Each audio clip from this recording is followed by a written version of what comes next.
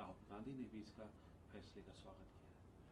देखिए, मैं पहले दिन से कहता रहा हूं कि संविधान और भारत के कानून के मुताबिक अगर कोई व्यक्ति दोषी सिद्ध भी हो जाए तो उससे उसकी प्रॉपर्टी का क्या मतलब।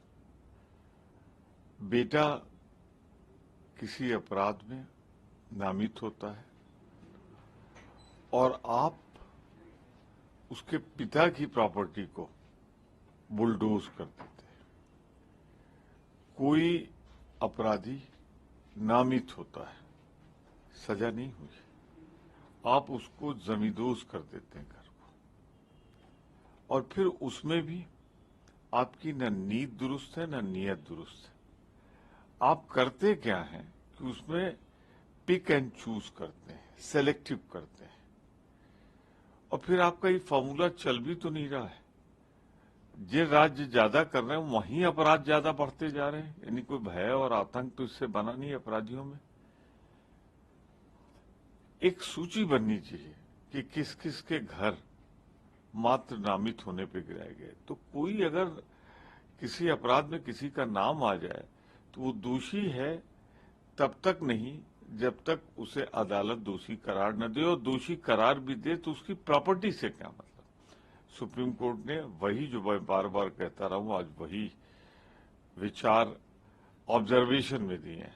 मुझे उम्मीद है ये फैसले में बदलेगा, और उसके बाद जो है मुझे पूरा विश्वास कि हम न्याय पा सकेंगे।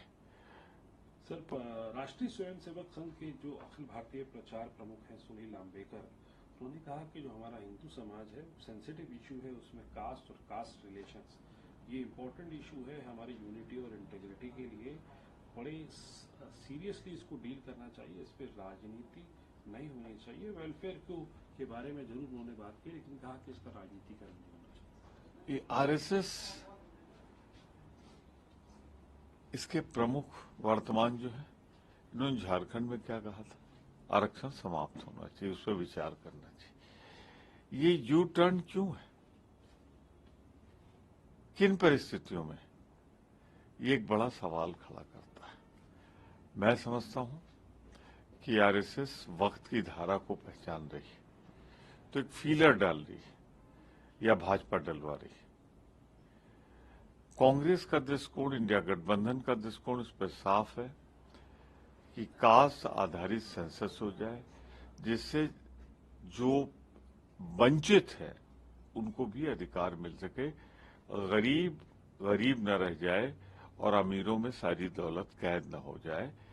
ये जो धारणा है कि कास्ट बेसिस सेंसस हो, इस पर हम कायम है। ये तो भाजपा बताए कि झारखंड में सही थी या आज सही। सर, इसके अलावा जो सेबी की प्रमुख है माधवी बुच, उनपे जो है कल कांग्रेस पार्टी ने, आपकी पार्टी ने एलिगेशन लगाया था कि उन्होंने सैलरी विड्रॉ करी आईसीआईसीआई बैंक से बतौर मेंबर रहते हुए। उसके अलावा आईसीआईसीआई प्रूडेंशियल से भी उनको पैसा मिलता रहा बतौर चेयरमैन के भी। अब आईसीआईसीआई ने उस बात को जो है इससे इनकार किया है। इस तरीके से अब देखा जाए, देखिए ये सफाई बैंक क्यों दे रहा है, अमाउंट तो गया है, प्रूडेंशियल क्यों दे रहा है, क्यों नहीं खुद सेबी की प्रमुख इस पर स्थिति स्पष्ट करती। आरोप तो उन पे लगा है ना, तो जब उन पर आरोप है तो उन्हें स्पष्ट करना चाहिए। वो क्यों नहीं बोल रही। उनका न बोलना एक बड़ा भारी सवालिया निशान लगाता है, संदिग्ध बनाता है सारी चीजों को, और इतने हिंडनबर्ग का खुलासा भी है। तो ये चुप्पी क्या बतलाती है, क्या स्वीकृत थी कुछ बातों की।